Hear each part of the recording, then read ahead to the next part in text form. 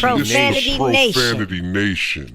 Yeah, it's the new era of man for some old school fans with a new school brand. We got money on the mic with the plan in hand. And Stat Pat to his left, they go hand in hand. And to the right, we got Simpster, he putting it down. It's the Profanity Nation, we running the town. Yeah, It's the Profanity Nation. Profanity Nation.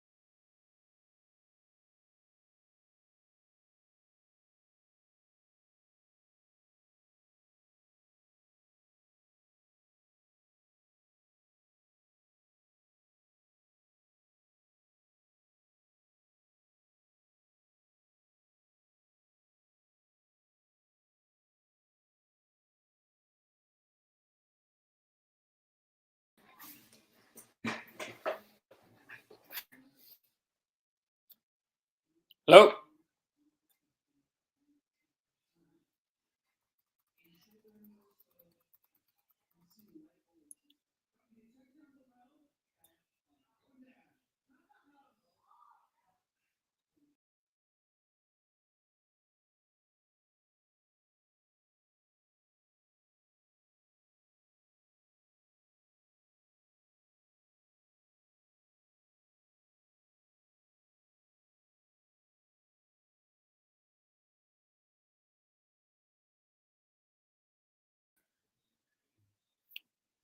Hello? For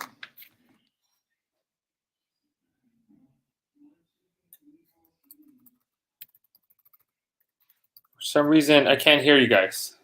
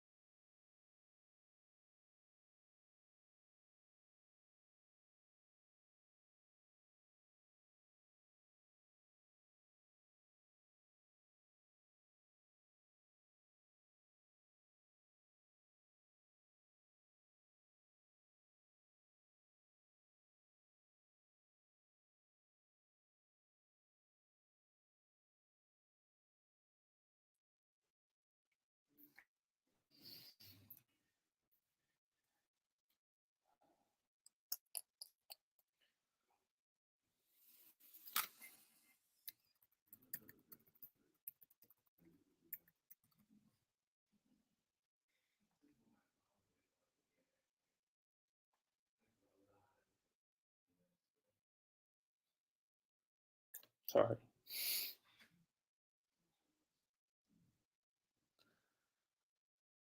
There we go. Let's see. How about that now? How about that? Okay. Excellent. Okay, good. Now. Technical difficulties. Technical difficulties. We apologize. That's But Sorry we about that, figured it out. So that's the main thing. Okay, Money Mike, you always have a thing here with Marco. So go ahead and point your question his way. I got one that it don't matter about that team anymore, apparently, because I think we lost by 35 or 25, whatever. But I just want to ask this question. So, you know, we know that this guy, LeBron, been having knee soreness. Wow, man. We know this guy, LeBron, been having knee soreness now. But then this guy, LeBron, has been scoring 50 points, right? So, so my question to you is, how are you really worried as athletic trainer when the guy said got knee soreness, but he's scoring 50 points and balling out of control? Like, how concerned are you as a athletic trainer when they're complaining about something, but it doesn't really seem like it's affecting their game at all? You know, are you still watching them as closely as you would if you see, you know, limping and stuff like that? Yeah, so I mean, soreness it's normal at sometimes, depending on the level of soreness, depending on what's creating the soreness. As long as I think they came out a couple of weeks ago, they did an MRI and they said there was no structural damage to his knee, meaning his ligaments, his meniscus, everything in there. From what I recall, at least that's what the report said, that he was structurally fine. So that's not a big concern. The soreness might be either a little bit of arthritic issues, and kind of no more wear and tear that he's starting to kind of develop type of thing. He's an older player. So all that pounding on his knees will create a little soreness, may create a little bit of swelling type of thing. So as the athletic training staff, their job is that as soon as the game's over, they're thinking recovery. We got to get ready for the next game. We ice, we do contrast, we do stim, we do normal checks, we do anything we need to do and start the process over. And I know LeBron has been a big fan, and I think that's one of the things that he's been highlighted about in the past, that he's been a huge recovery proponent. He spends a lot of money on taking care of his body, so that's a huge plus for him compared to other players where they kind of wait till towards the end, and hopefully, most players, if they would do this in the beginning, hopefully they would have a more longer career. Okay, so look, I mean, they call him the king. I think he's a drama king because, apparently he looks like he's okay because this dude is out there scoring, 35, 50 points a game. So let's talk about another contending team. I want to talk about Ben Simmons. He has a back injury. It's called a nerve impingement. And they're calling it to be severe. And they're actually a contending team. So, they say they got him out indefinitely. How bad, well, first of all, I just discovered the word impingement about 24 hours ago. So what is a nerve impingement? So nerve impingement is just a fancy word for the nerve being pinched or compressed somewhere. Okay? They should have said that. I mean, this medical term. No, man. There's a whole. That's why I want to know. What the hell is they got their own lexicon, man. They speak a certain way, man. Cool. Nerve school to learn those big words. So they got a pinched nerve. Okay, cool. Exactly. Like if you ever fallen asleep on your arm and you kind of lose that feeling down your fingers, type of thing. Yep.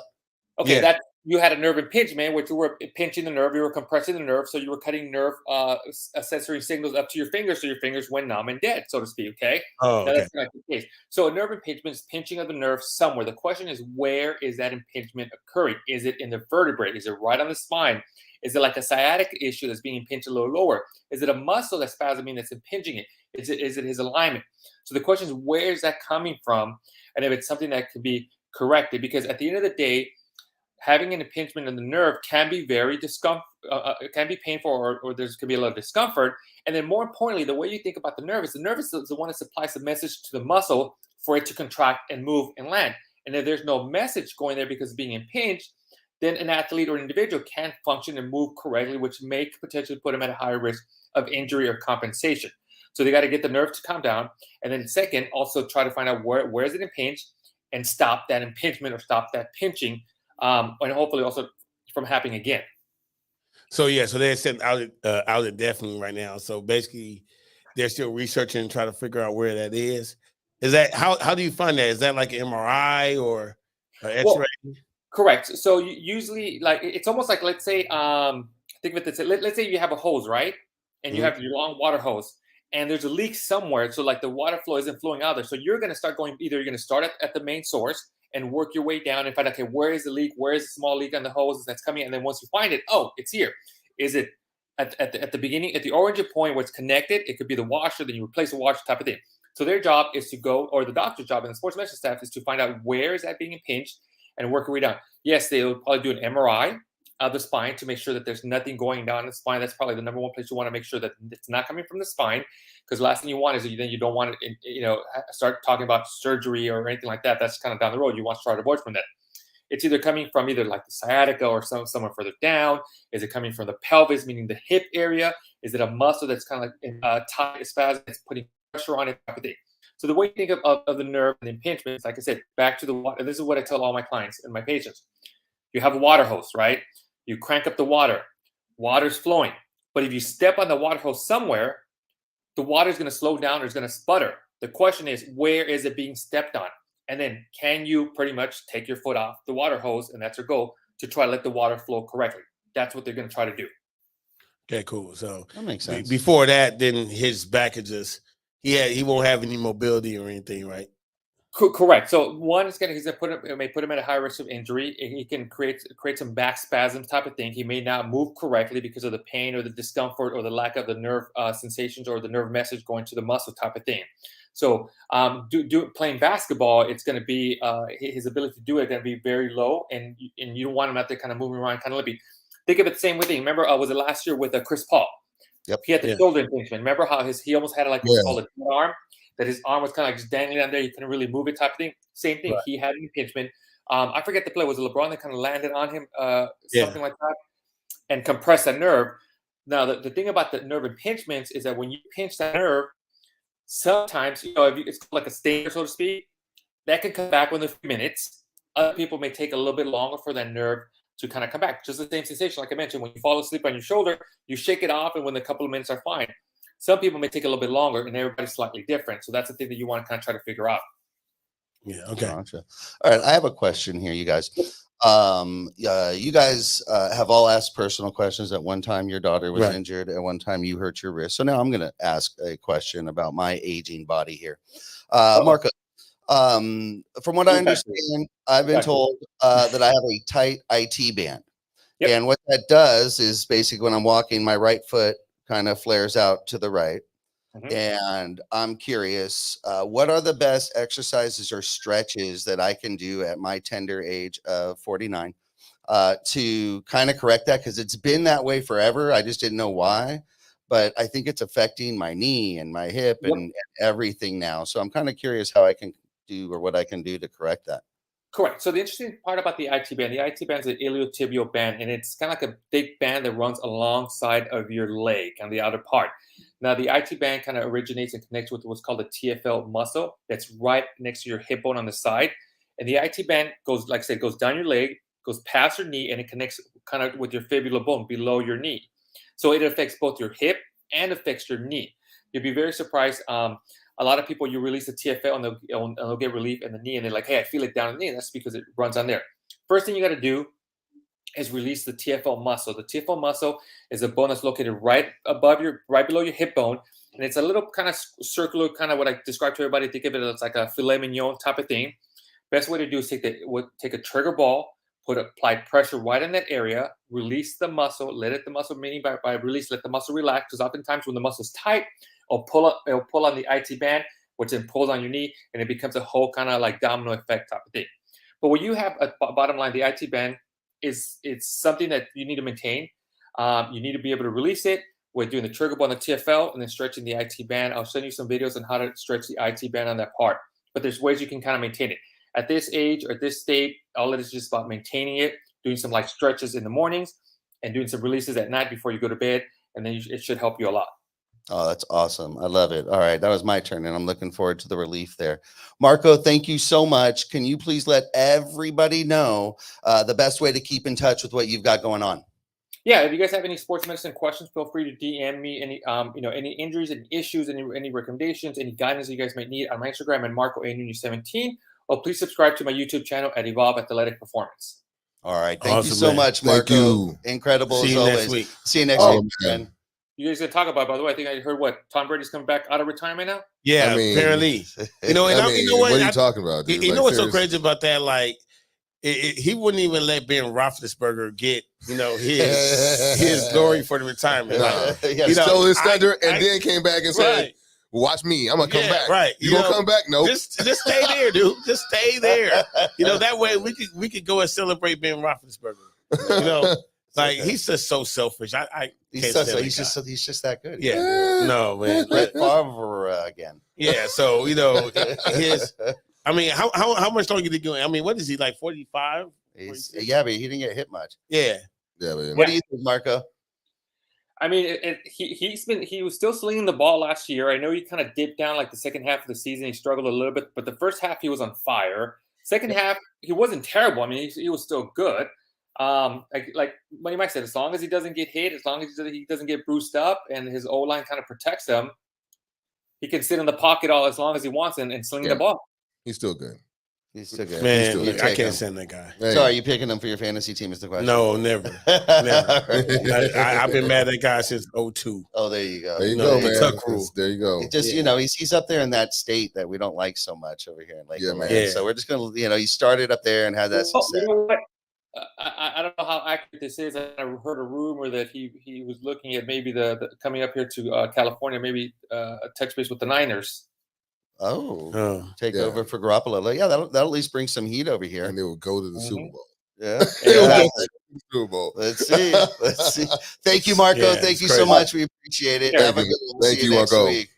All right, so that's interesting stuff, you guys. So Yeah. the Brady thing. But let's get to what we decided this show was going to be about, guys. So today, as we all know, unless you're living under a rock, if you're a Laker fan, there's a show out there, and it is called Winning Time. And this is about the Lakers dynasty, Showtime. When they were winning. When they were winning. So we're talking Jerry Buss, Jerry West, the drafting of Magic Johnson, Kareem Abdul-Jabbar, you name it. Yeah. It's all there. And When Jerry Buss was running the team. and if you better ask somebody, because we were on this a while ago, because we had the whole series is based on a book that was written by a former guest here on our show, Jeff Pearlman, and we will be getting him back on the show soon, and we'll let you know when that's going to happen. But Jeff Pearlman wrote the book, and then that's what spawned this series. Now, the series is good. We've watched it. We actually watched episode 2 today. It is getting a little heat. I happen to be, because of the business we're in, I happen to be on Facebook, and I happen to be on several broadcasting Facebook groups and so forth. And I'm not going to quote names right now, but we're working on some guests. And these were big news reporters, especially sports broadcasts. You're talking ABC, NBC, CBS, back in the day when all this was happening. And they all seem to be standing up and saying the same thing. Not that the series is bad or unentertaining, but that Jerry West is just completely being miscategorized and misrepresented as a mean a-hole and a discombobulated idiot, to be honest with you, at this point. That just doesn't make sense. It just doesn't seem to jive with anybody that was around. Money, what are you hearing? You know, I look, I think definitely they are, if it's a 10 to say that he absolutely hated Magic, didn't want him nowhere on the team. He was literally plotting to, to this. They were gonna make him a power forward. Like they have him plotting to not even have him play his position, simply because he wanted Moncrief, who was a great scorer, back in his day. He felt like he was basically, from what I understand, that. Like a Christian Laettner, a great college player, but it wasn't going to translate into the pros for Magic. I can't believe though that what they especially the second one we saw today, like episode 2. Episode 2. We need so anybody that haven't seen this show yet, this is going to be some spoilers. Yeah, right. that's true. I mean, we gotta do spoiler alert. I mean, it came out on 6 o'clock on the East Coast. I mean, pretty much 6 o'clock. So that's East Coast time, 9 o'clock. So that's true. So turn if you were not, if you were still enjoying the sunlight, because the sun, daylight saving time started. Exactly. Then play the recording of our show, which comes out on all podcast networks and platforms on Tuesday. I'm about to spoil some so shit. that's where you'll want to listen to it. But right now you're watching this, so let's get into it. Thank you very much. Right. Yeah. So good catch. Money Mike has spoiled things before. I absolutely we are the official podcast of the Los Angeles Lakers fan club on Clubhouse, and there are rules that you cannot say the score when the games are live, because some people have a slight delay. And you know what? And that's a very good point, because the Los Angeles Lakers fan club, one thing that they always do is they tap in on Clubhouse and they watch the game live. Yep. So and we're going to get into that. We're going to get into that game, but I think they lost by 30, 40, 50 points, somewhere around there. Something like 30 points. I don't know. Chris Paul didn't play, but LeBron did. But we'll get more. We'll get more to that. We'll get more into that. Well, I'm just saying, literally, on episode 2, he gave him carte blanche. Say, you tell me what you need, I'll get them for you.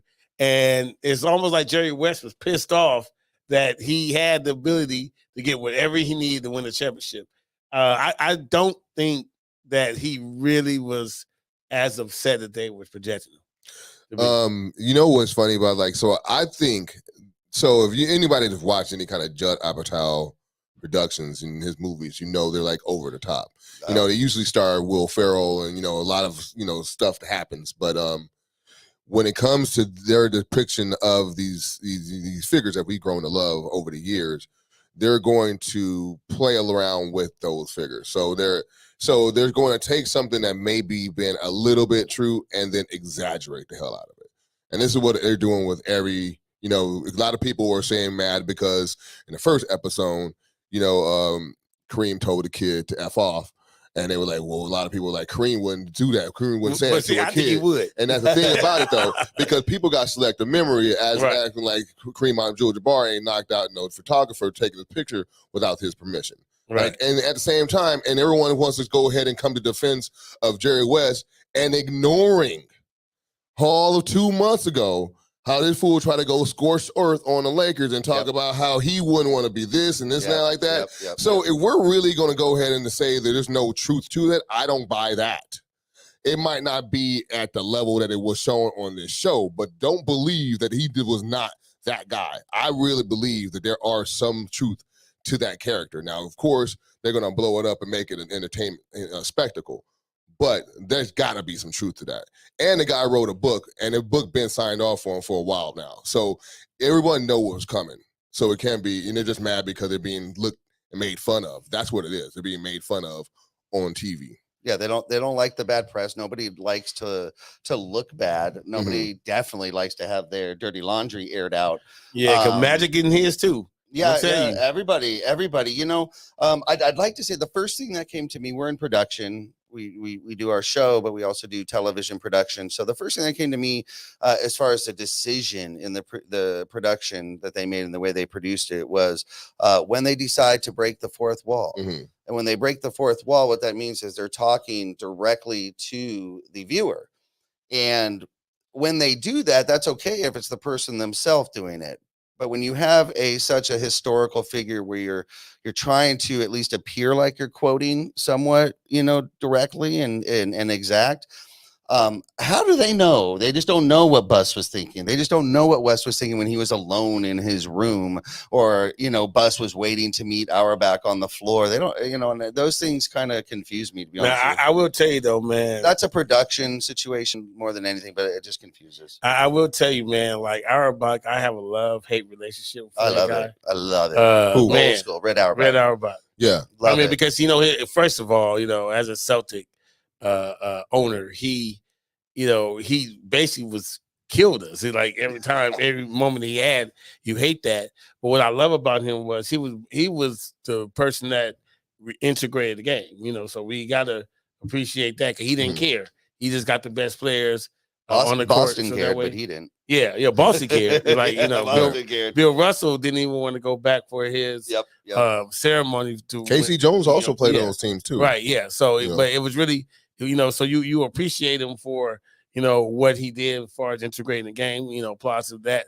But dude, like they had a scene in the second one where him and Bus are talking at half court, and Auerbach drops the cigar right on there. I'm like, oh, this guy, like, I want the disrespect. How dare drops he it on the center court of the Forum. I'm like, you killing me. I mean, the dude. That was the chalkboard. Yeah. Motivation that you needed was beautiful. Yeah, it was. It really happened. I mean, look, man. Auerbach have brought out. What's the most disrespectful thing in sports when somebody wins? Stomp on there. I mean, is it like the Gatorade bath? You're on the sideline and you lost, but then they're gonna douse somebody, the coach, with the Gatorade, or is it when I'm winning and I'm indoors and I'm gonna smoke a whole cigar on the court? I think that's the craziest flex of all time when it comes to sports. Like, how disrespectful am I? I'm just going to sign up a victory cigar. I think they're called victory cigars because my man had created that. It probably been beforehand, but he has just brought it to everybody. Now, everybody doing victory cigars. You got Joe Burrow even keeping the tradition alive to flex on fools and smoke cigars when you're winning. Sure. And the fact that he did that, I love Auerbach for that. But I like the fact that he's a real nemesis. Like, he's a real bad guy. I also like Norm Nixon. He accepts it. Norm Nixon is my character also, and I like him a lot. I think he's funny. Maybe he was not like that, you know what I'm saying? But you can see Norm being a little bit like that. Got to be salty. I mean, they're just playing around him being salty. Of course, he's gonna be salty. It makes sense. It makes sense. You know what I'm saying? So it's like, look, dude, the show, I think, it's going to ruffle some feathers, but that's just anybody. And I was going to do that to anybody. If Magic even said it before it even came out, he even said a tweet like, "I'm not going." Well, no, watch this. Well, Watch because mine. Magic. Yeah, Watch because he's it's doing his own production. Because Magic is cool. Hey, Magic. You know. That decade, You know, that decade okay, was crazy. What's interesting? What was interesting about this whole Magic thing for me was the first episode. You know, he was really, you know, they really focused on the bond between Jerry Buss and Magic, right? Yeah, And the first scene is Jerry Buss inside the Playboy Mansion. yeah. Right. So my first thought was, oh, okay. He was, you know, and I knew the relationship that Jerry Buss had with Magic. So I was like, oh, okay. So Jerry Buss got Magic into that. You know what I mean? Dude, of course. No. This dude was like, yo, Cookie, you don't want none? You want to break up with me? Okay, cool. I'm about to just be in front of church in a car. This is true. You know what I'm saying? Bro. Like with the next sexiest of, chick in town. right? Well, yeah. He And then look, you then just get out and sit down. You know what I mean? And be at the little picnic outside the church, and then donate money, give a blessing. You know what I mean? Just to spite the boyfriend of Cookies at the time, Right. and put it in his pocket. Oh, it don't fit in the box. Yeah, And man. put it in your pocket. There we go. Yeah, Spoiler. like, Spoiler. I'm like, but yeah, I was spoiling alert. Yeah. So this, I'm like, wow. I'm like, Magic was wow. Hey man, he gave her he gave her first tips. He said, "Come out here." He said, "Come out here, Los Angeles. You know how I'm going to be around these women. He was. You know how it's going to be crazy." He ain't scared. Yeah, you know, but you know I'm what? going to LA. It's about to get crazy. You know what? I had a thought that's kind of outside of the show when I was watching it. I was sitting in a dialogue with his mom, and I'm pretty sure that it's a regular dialogue that happens like all the time between student athlete and mom wanting you to graduate college, right? Mm. And my feeling, and I want to know what you guys think about it. My feeling is, hey, the only reason if I could make more money, you know, by graduating college, then, you know, by all means graduate college. But if I don't need college to make money, then is it really that important to graduate college? Can I chime in? I'm okay. Can I Okay, chime yeah. in? There's one thing that will wait, and there's one thing that won't. Athleticism will not wait. College will. 90, I don't know what the number is, but it's a ridiculous amount of people that go to college and don't even, you know, do the occupation that they went to school for. Mhm. If your heart's there and you can get paid, you go get paid, and college will be there. That's as far as I feel. Oh yeah, I mean, and you definitely have to take the opportunity, especially when it comes to Why are being you a going to professional college? To make money. You know, and you know, but when it comes to a mom's wish, the way I will see it, the way they understand the money, and they really do understand that. However, if they're in a family that's never had not one college graduate, and you are the person that's going to be the first one that was even close to being the one to be the first one to elevate their family in some prestige, then that's what the family wants to be. They want to elevate themselves and have a college graduate. And of course, you know, I'd rather be the first Of millionaire course, in the of course you do. Of course you do. But we're talking about the reasons why. I You mean, could the actually parents buy your mom a house. with well, the that mom million knows as that's going to opposed happen. a- The mom knows that's going to happen. degree. But we're actually talking about like what her wish and what would be her rationale behind that. Of course, she knows he's going to make money because that's why he's playing basketball. But she's also still wants him to get the education. Look, I get it. I mean, I know Shaq went back. You know, I took think his it's classes great, and I stuff think it's like that, but- necessary. I agree. It's Yeah. necessary, but I mean, look, hey, Megan Thee not Stallion if you can still make got the money. got. I mean, it's her- not for everyone her either. So I graduate mean, stuff. you can't push it on everybody. You know what I'm saying? It's not Yeah. college, not for everybody. I would be clear to mine. I'd say, you got it, go. Yeah, Mhm. I mean, I'll hold your books for you. They'll be here when you get back. Nothing. Yeah. Nothing given. but go get your money, man. I got get paid. Because then when they go to school, they actually go to school for what they want. They're because if they've made some financial sound, if they have money and financially okay, now they're going to school because they actually want to learn business so they can turn that into more. They want to do this. just forcing them to go if they have that's a tough tough road. It really is. So there's no right or wrong there. There's just a difference of opinion. Yeah. But if I had that option, I would have gone. Oh, I'm going to play pro ball. Yeah, I'm going to go play every time. Right, you know, right. You know what I'm saying? If anybody in so what? Ask Clubhouse. So what do you think about the show? Like, let's say maybe just some points in the show that we missed. There's a whole bunch of good parts on there. I actually thought that the one-on-one with Magic and Norm Nixon in the first episode was really a highlight of that first episode. Actually ask Clubhouse. Yeah, hey Clubhouse, hey, you guys got any opinions? If you have a chance to be a first round draft pick, do you say college will be the first round draft pick? Link your mic. Link your mics if you got anything to say. All right, go ahead, Crispy. Man, without a doubt, and I think I speak for 95% of people, I'm taking that first round draft pick. College is great and everything, but like you said, Mike, it's not good for everybody, or it's not what everybody want to do. I went to college for a year, and I decided this is not for me. A lot of the youth that I'll be around, I try to push like trade school on them. I feel like trades is more beneficial to your adult life and stuff like that, especially when it comes to like getting like jobs that's going to pay well. That's just my personal opinion.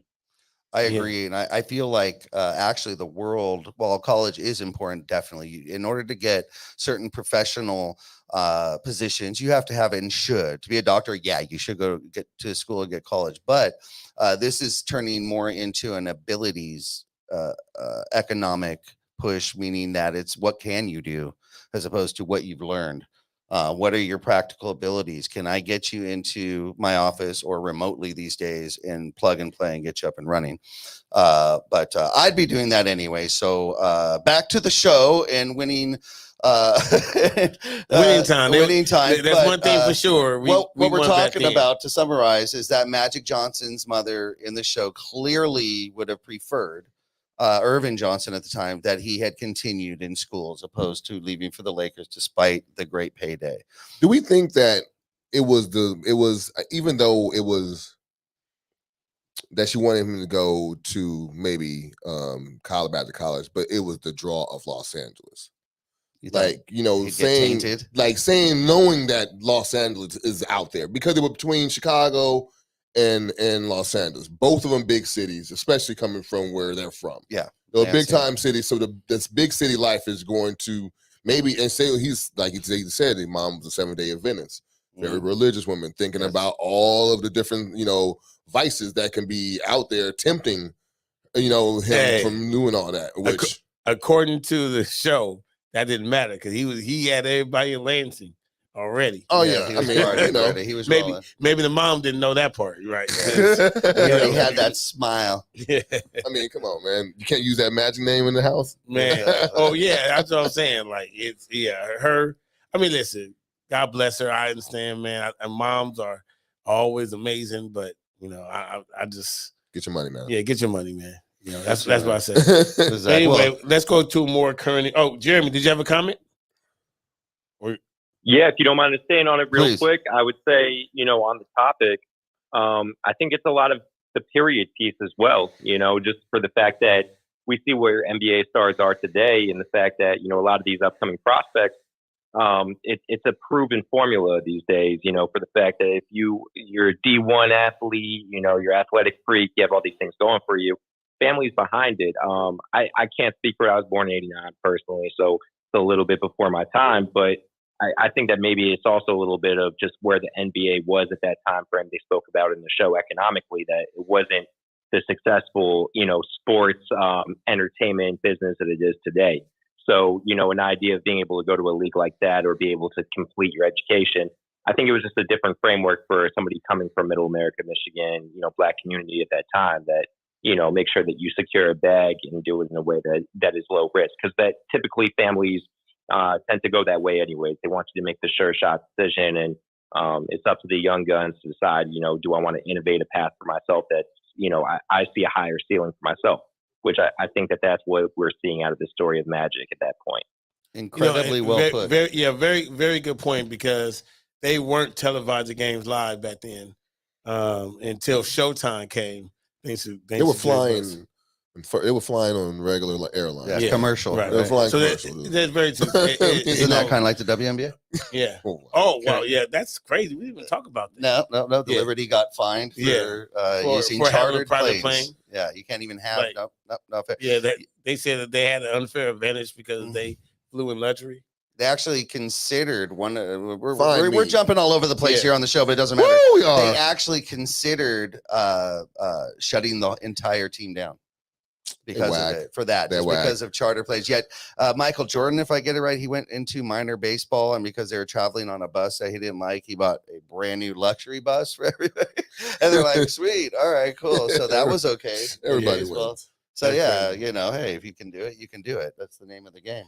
All right, so I guess the reason why we talk about this stuff because we're trying to avoid the current event of today. Let's see. Let's just see. Let's go right to Clubhouse. Let's see if anybody in Clubhouse. I'd like to get their thoughts on what's going on. You go ahead and bring it up. Let's Hey, just get their thoughts, and then we'll talk off of that. Jeremy, I saw you blinking immediately. Yeah. Go ahead.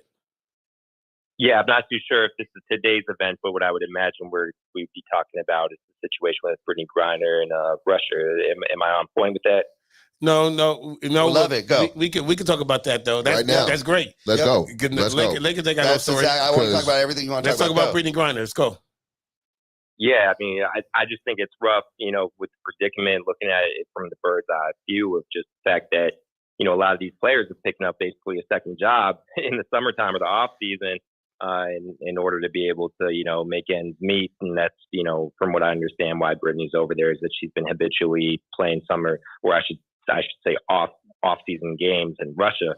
And, not to get into the politics of what the laws are in Russia compared to back here, in the U.S., it's a rough situation. I definitely wish that there was more press over it. I don't know what any officials are doing in the matter to see if they can get her out of there. So yeah, it's just a tough time, worst place scenario, bad timing on it.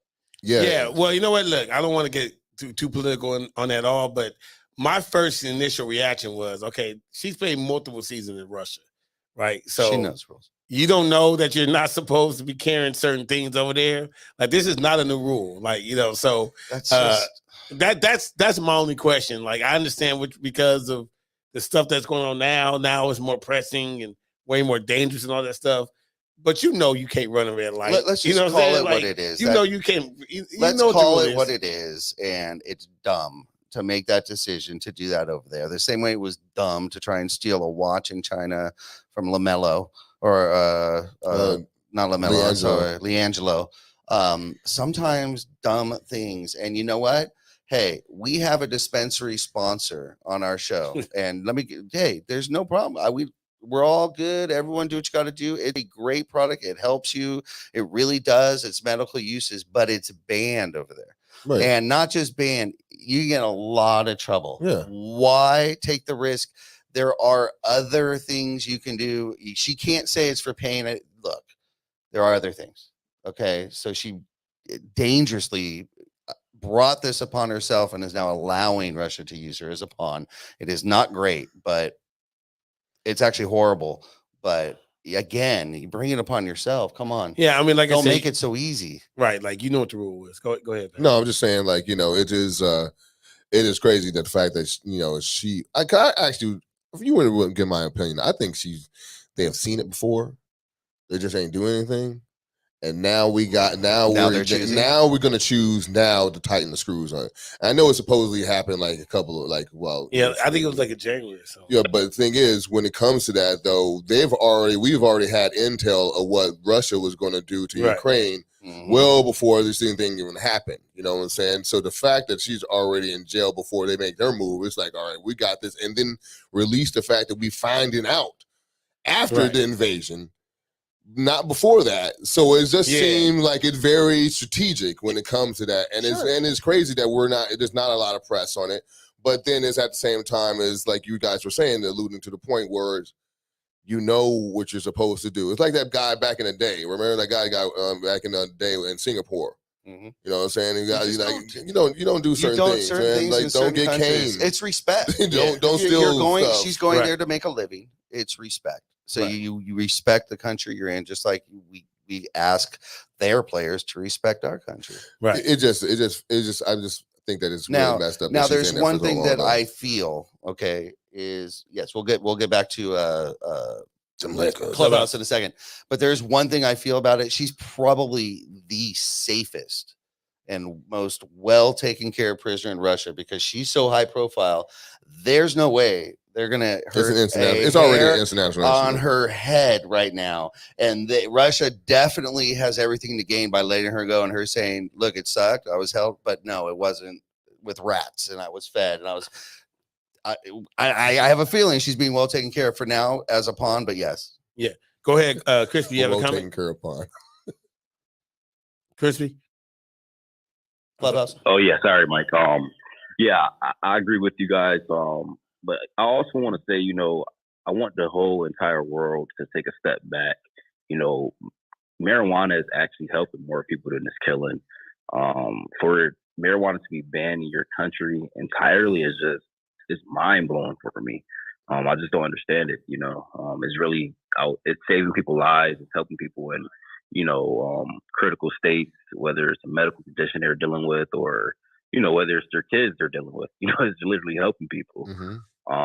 Also, I feel like and this is my personal opinion. I know you guys didn't want to get too political. I feel like if Trump was in office, he'd go get her right now, man. And that's just how I feel. But yeah, I ain't want to touch too much on the Brittany Griner topic. It is bothering me, but hopefully she can just make it back home safe. Yeah. I think she'll make it back. She'll make it back safe. We just don't know exactly when it's most beneficial for Russia. And unfortunately, she kind of put herself there. But hopefully, American athletes and celebrities are watching closely and just deciding. Just be careful. It's not worth it. And you're absolutely right, Crispy. The laws are archaic. As far as cannabis laws are concerned. So there's no question about that. At least the United States has made some progress there, and athletes get the benefit of that in certain leagues. In certain leagues, they do not. Right. But yeah, you're absolutely right. The medical benefits have been proven now, but it doesn't matter. The country laws are the country laws. You're going there to make your money. As we said, we all know you don't make great money in the WNBA. You have to have a side income. You have to have plans after. But when in Rome. Yeah. So I got you. Anybody else have a topic on Clubhouse? We love that. Anyone else taps? We're about 45 minutes in. The elephant in the room. We can go ahead and talk about the elephant in the room. These damn Lakers. So look, hold on, y'all. Look, Clubhouse, I need y'all help, right? So we didn't talk about it. Look. Let's go. I personally, like for the last 3 weeks, I've been on this rant about LeBron, and I'm trying not to do it, right? So, I know that this guy got 10. Congratulations. He's done something that no other player has done. Okay, I got that. Everybody loves this guy. Everything. He scored 31 points today. Out of bounds? It's not out of bounds. Okay, He scored 31 points. I think we lost by 31 points too. I just have one question for you guys, Clubhouse. World. If you guys look at LeBron's stat line, right? Because I did. I looked at his stat line, and there was one thing that stood out for me. He had 0 fouls, right? 0 fouls. That's actually a really good point. So obviously it's not an offensive issue because, LeBron got 31 points and they had 0 fouls. Now, when I look on the other hand, David Booker got 4 and, Aiden had 4, Cam had, people had 3 or 4 fouls, right? So I think fouls have to do with defense. Effort. So I just want to ask, Simsta and Stat Pat, and even Clubhouse, like, do you guys have an issue with 0 fouls? Because what that tells me that he played 0 defense. For you to play, and I know he didn't play in the fourth quarter, but he played long enough to get 31 points, and he had 0 fouls. If the leader of the team is not playing any defense, then should anybody else on the team play defense? I mean, like we could talk about like, we always say back in the old cliche, right? That's, defense is contagious, right? And so, and it also, if that means that, when people are all working together and, playing great defense, everyone wants to go ahead and play great defense. Now, I come from old school thinking that if you don't have at least 3 fouls in the game, you haven't been playing hard. I'm sorry. At 3, you need at least 3 fouls. You need to be like at least not put yourself in foul trouble, but you got to be like, put your hand in the cookie jar a little bit, try to make some blocks, try to steal some balls. When I coached Parks and Recs, if the players didn't have a foul, they weren't participating. You're like, at least go out there. You got to have a couple fouls each game. I mean, otherwise you're not it's easy to get a foul, right? Yeah. It's true. But you got to be around the person, though. You got to be like around people. He picks so and it's so chooses, like no question. when you're not around people, it's hard for you to foul them. I mean, if you're not around. Look, I'm gonna take this. When you're not close to them. If you're not close to them, it's hard to foul. And let me know, just because I just have a question. I have one question. So, is a charging foul? No. Does that come up in the stat line as a foul? Is that recorded as a foul too? What do you mean? You talk about like? So I mean, like if I'm driving to the hole, right? Yes. You know what I mean? That's offensive foul. So it comes up in the stat line. So you saying he as didn't offensive foul? So you telling me that this dude can't? So he didn't run nobody over. He didn't run nobody over accidentally. Like no, so we can't get an offensive. Can't get it over we the can't back. get a defensive foul. So all you're doing is telling me that this dude. Cause here's my thing. Taking care of his body. Yeah, here's my point to this, and Clubhouse, I love for you guys to chime in. When I used to, what I love about James Harden, and everybody used to complain about like a couple years ago. Everybody was like LeBron used to do it. He used to put his hand behind his back because they knew like he was going to draw fouls. And what was so wonderful to me about the ability for James Harden to draw fouls is he affected the game. He forced the coach to have to, okay, he got 2 fouls in the first quarter. I got to sit him down, or he may get a 3rd foul. So now that forces the coach to go ahead and put substitutions and things in like that. But if this guy is, not playing defense, or not doing anything, or not even getting an offensive foul, he's not doing charging, or he's just making jump shots to score the points. I could think he's just going out there padding the stats and not even trying to win. Now, am I off kilter on that? I mean, I don't think I don't think you're too off on that. No, honestly. you have a point, and you are what your record says you are. Yes. So yeah, no, I think up until like 5 minutes ago in the fourth quarter, I think if you look at the whole stat line, the whole box score, you will see that no one on the Laker team at that point, with 5 minutes left to go in the game, no one had 3 fouls. Everyone had 2 fouls. There was a few. But that's 0, your point. 1 Contagious. It's right. like, why so is my nobody playing defense? Yeah. If my leader team not playing defense, then why should anybody else play defense? That's it. Right. That's the contagious right. factor. And then let me guess, who do you and I didn't see the game. I didn't see it because we were getting ready for the show. But who do you think was probably the first one down the tunnel? I mean, I'm just saying. There's probably only one thing that's more contagious than effort, and that's lack of effort. Right. Oh yeah. Especially from your leader. You're just like, really? He's not gonna try. Why the hell? Well, because I think what a lot of people do is, and Clubhouse, please chime in on what I'm saying, is a lot of people blame the other players. Like, the other players, LeBron did his thing, but the other players, they didn't do, they didn't step up. And I'm like, well, if I'm watching my leader not, playing defense, why do I want to play defense? Like we ain't got no Dennis Rodman on the court that don't want to play offense. He, that wants to do that. Jeremy, I saw you blinking your mic. What do you think? Yeah, absolutely. I mean, LeBron's body language, it stinks more than it usually does this year when it comes to being able to transition back. There's a lot of still referee complaining, when the ball is actively live in transition. There's still a lot of sagging off of, second, third passes out to the perimeter.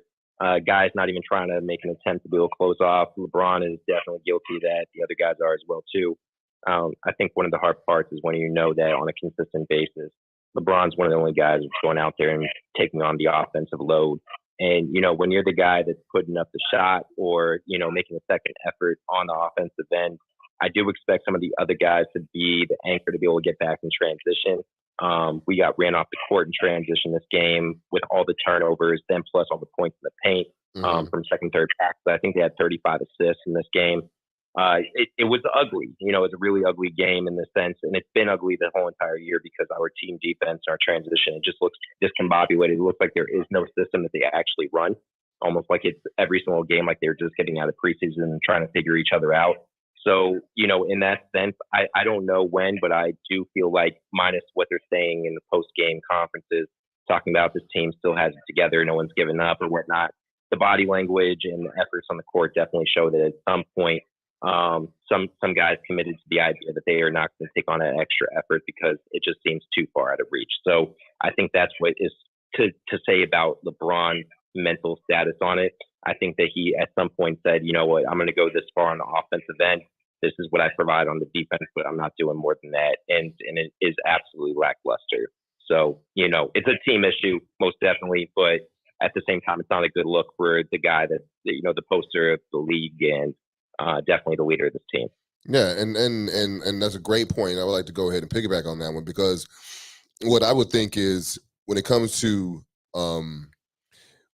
everyone was called people that point out the cons in LeBron's day. Now, obviously, you know, this is LeBron in year 19, so I'm not. That's not lost upon me. I mean, I understand that, you know. So I do know that, but at the same time, I do also know that there has to be some accountability. So everyone wants me to apologize for LeBron James. I'll give him his props. But I should be at the same time be able to call out when I see, especially when I'm used to someone putting in more effort on defense. I shouldn't be called a hater if I say that my man's not playing defense. When you have the same evidence I have, when you know that he's not playing any defense, like Jeremy said, when they do a run, when people run or teams run a regular pick and roll, they run a hard pick. Guys are able to roll to the basket, and if they do take away the roll, all they have to do is throw it to the corner, swing it to the top, and they're wide open threes. And this is there's no rotations on the defensive end. It's just really like lackluster. And I'm gonna tell you right now, and if LeBron James is on the baseline and that guy is open for three in the corner, that's money because then he's not running out there to get that guy out there. That's just we see it too many times for not everyone to also hold these guys accountable. This is wrong with these people. Like now, these fans of the player versus the team. You need to call these guys out. Don't be too blind to the fact that you see your favorite player giving lackluster effort on the court. Absolutely. What do you guys make of it? Let's jump. We'll get right back to Clubhouse. I want to just hit one more topic here that's been on Lakers news is LeBron's decision to forego that final shot. Money Mike. It's something that you're probably going to talk about. Okay. So he goes in, he's in for a drive, right? Has a reverse layup, but chooses to pitch it out to Carmelo for three.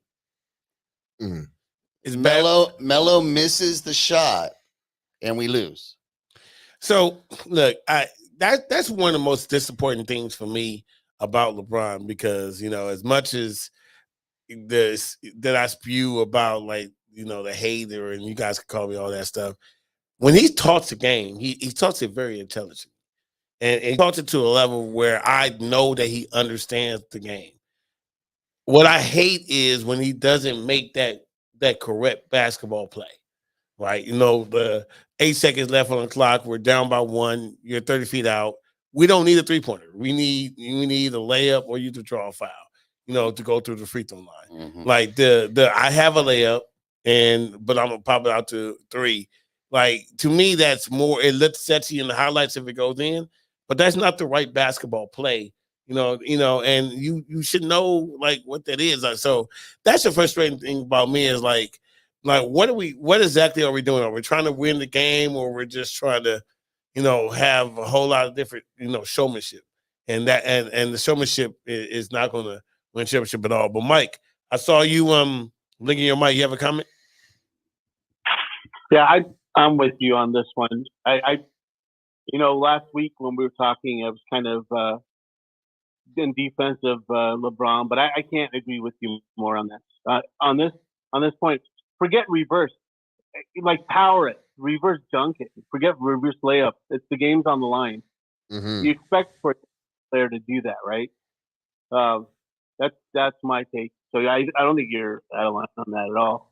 Yep. Yeah. Thank you. So everybody's agreeing with me. Like, Yeah, man. so because everybody see what I'm saying. That was a terrible it's choice. a definitely great points you're making tonight. And it's at the point where now people are we got X amount of games going on, but we got like less than 20 right now. Like, we got like 16, like less to go. Yeah. So it's at this point, you like you said earlier, you are who you are now. Yeah. You know what I'm saying? So we can't sit there and be like, oh man, the season starts now. Like, nah, man. The season's over. Like, yeah, like are we going next season starts? Next season starts. Like what are we doing here? I mean, look, we had Trevor Lane on last week. We respect the guy. I asked him, do you think they're going to fall out of the ninth spot? He said, 10th, and he said that, hey, the people down below them aren't looking to win games either, and we go and lose to Houston. Like, so. The thing is about that though is like this is what I'm struggling with. Are the Lakers good enough to win 2 games in a row? Because that's what they have to do to get into the playoffs before they even get to where they got to go. They got to win 2 games in a row. Remember, they're not the 7th seed like they were last year. They're going to be rocking around the 9th and the 10th seed. And the 10th seed, they got to win both games. They got to win 2 games to get to. Are we confident that the Lakers are going to go ahead and play and win 2 games in a row? Money, you were actually in Clubhouse earlier talking about that, right? I was in What's Clubhouse. Your view on that? Well, first of all, what are we doing? Like, really? Like, what really are we talking about? Are we going to win the championship? The answer is no. So why even make the playoffs? That's like saying that's like a really nice girl that you like a lot, and her saying, I like you, but not tonight. Why are we even gonna start it? All right, I have a question. Let's go directly. Nicely. Let's go to Clubhouse with this one. Okay, I have a question. This is real life here. Okay, so I'm a Lakers season ticket holder. I received my invoice for playoff tickets this year.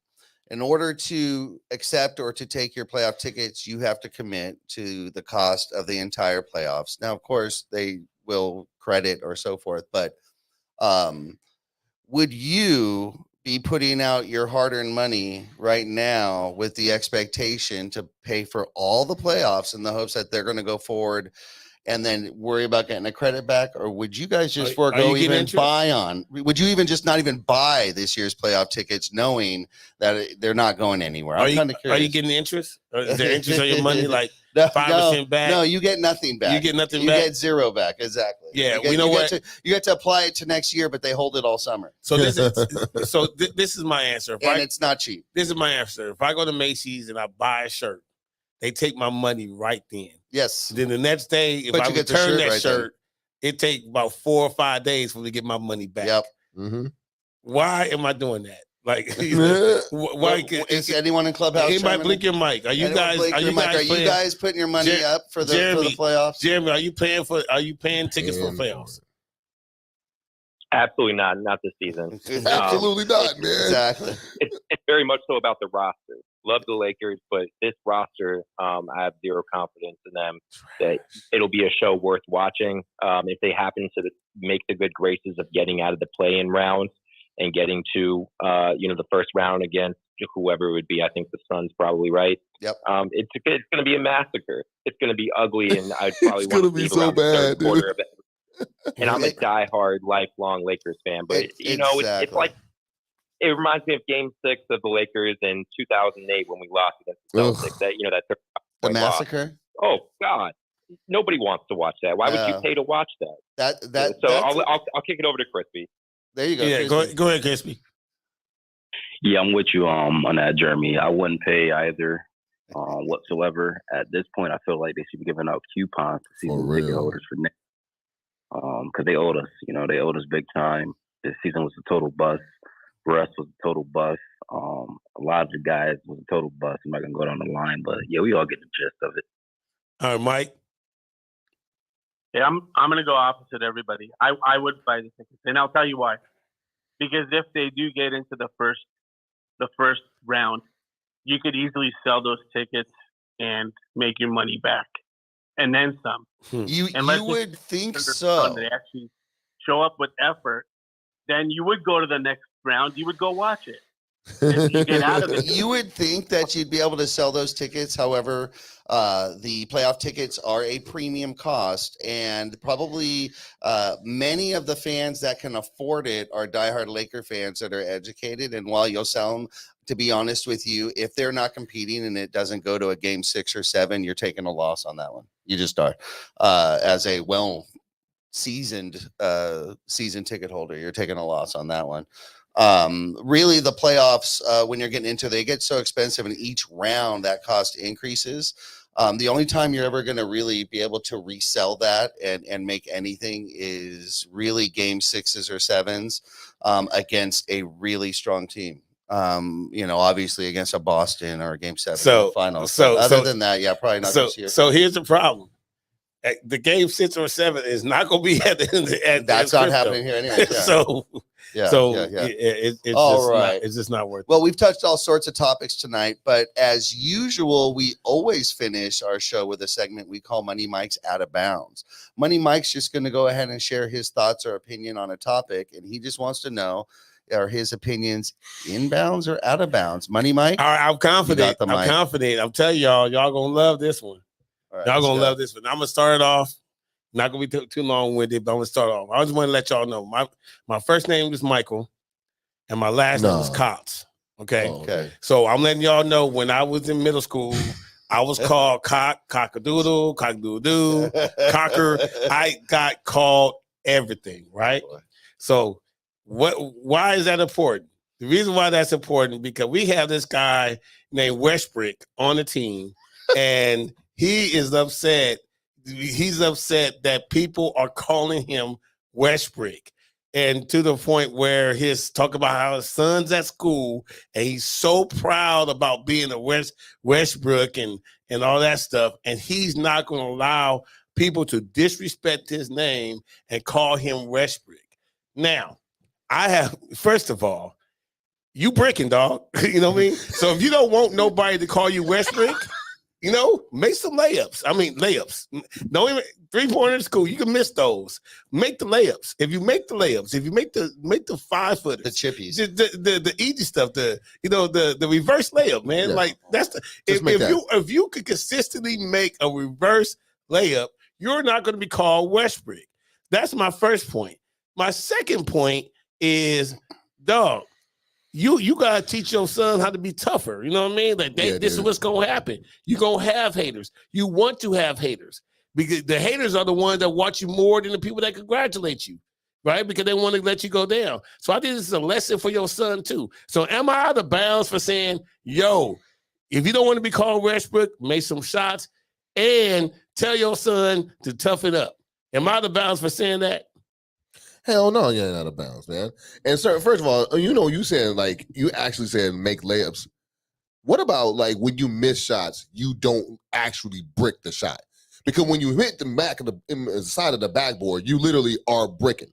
You know what I'm saying? Then you can miss shots, in and out, back of the rim, you know what I'm saying? But when you're literally hitting the top of the backboard, you hit the top of the square, like, you literally are bricking shots.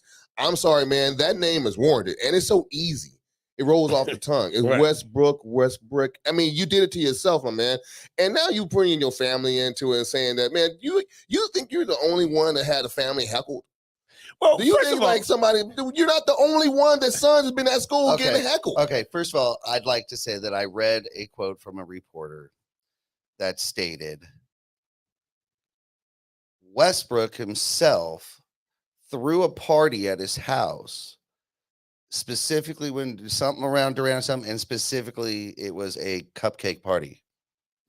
When everyone was calling Durant cupcake. So he's like, talk about hypocrite. He had a cupcake party or something along those lines, rubbing it in on KD, but can't take Westbrook now.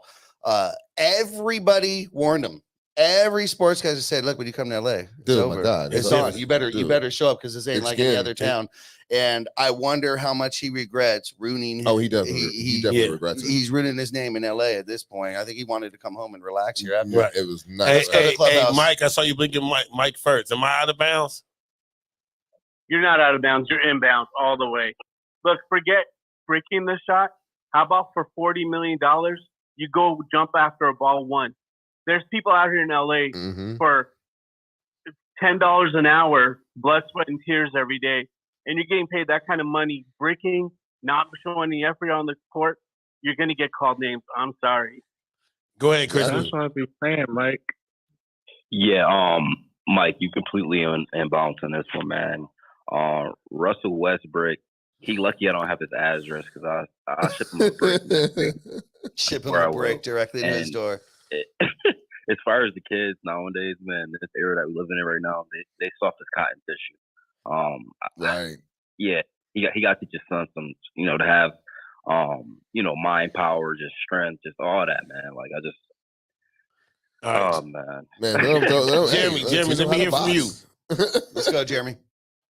Money Mike, you are inbound. Nice. I don't know what type of school. I'm sure it's quite the prestigious one out here in Los Angeles. But just flip the script one time on them. Like get dropped off in the Lambo or the Maybach or whatever you're doing. Let them remind them that you got an NBA father that is a star. Challenge them to some one-on-one. What has your dad been teaching you? Like, you want to call me Westbrook? See me on the court. Like, that's the thing about these names is that they can tease you all you want, but like put actions behind it and the names will go away. I would love to see that mentality out of it, because, I got a 16-year-old son and I'm the same exact way with him. If he's getting teased, I'm like, well, put the actions to words. If it gets violent or if it gets hostile, then yes, of course, the parents and the administration of the school needs to step in. But if it's at that level, and you're bringing it to national attention, making it the narrative or whatnot, it's different. I feel for him and his family with the legitimate alleged death threat. Yeah, that's unreasonable. That's reasonable, right? Ain't nobody ain't nobody gonna touch that dude. First of all, he got security. It doesn't. Second of all, look, here's it's the thing. fun. Look, you know what I'm telling my kid though? This is what I'm telling my kid. Hey, they calling you Westbrook, cool. They not invited to your next birthday party, and it's gonna be a bomb. It's gonna be a bomb. You know what I mean? I'm a purposely spend $2 million on this party. Hey, you know what I'm saying? Hey, you know what? I like that kind of petty. I like that kind of petty. And I'm putting it on everything. Like you talking about? Oh, dude. I'm creating a website. It's gonna be virtual. Matter of fact, listen, all the ones what I'm saying, all y'all that hate, y'all gonna be like, dog, did you see? You know what I mean? Oh, you weren't there? Oh yeah. Well, you know what? Man, I'm actually Westbrook, man. Hey, I'm gonna send him the Zoom link. I'm not gonna invite you and send you the Zoom link. So you can watch that. So you can watch it. You can just watch it at home. Yeah, you can watch it. And then you'd pop up on camera and what would you say? Hey, dude, like how that Westbrook party going and what's on your shirt? You'd say. Hey, we in this bitch. Thank you. All right, everybody. Thank you for joining us for another awesome episode of the Profanity Nation podcast. You are the show. You are the reason this exists. Thank you, Clubhouse. You guys are all awesome. Yes, Jeremy, Crispy, everybody who joined. We really appreciate it. The topics were great. We always we thrive on your guys' participation, so don't ever think not. Thank you so much. Be sure to follow us on Instagram, Facebook, YouTube, all the normal spots. And the audio for this show is coming out on Tuesday, so be sure to download it on all of your favorite podcast platforms, iHeartRadio, Spotify, you name it, Apple Podcasts, where, by the way, guys, we have a 5.0 rating and 23 whatever you call them. What?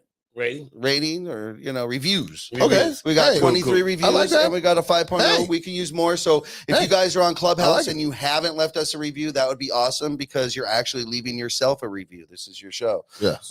So definitely thank you guys. Thank you again. We will be back next Sunday, 8:30 p.m. live as always. Till then, peace. Thank you. Peace. Thanks a lot, everybody. Profanity Nation. Yeah, it's the new era of man for some old school fans with a new school brand. We got money on the mic with the plan in hand. And Stat Pat to his left, they go hand in hand. And to the right, we got Simpster, he putting it down. It's the Profanity Nation, we running the town. Yeah, it's the Profanity Nation. Profanity Nation.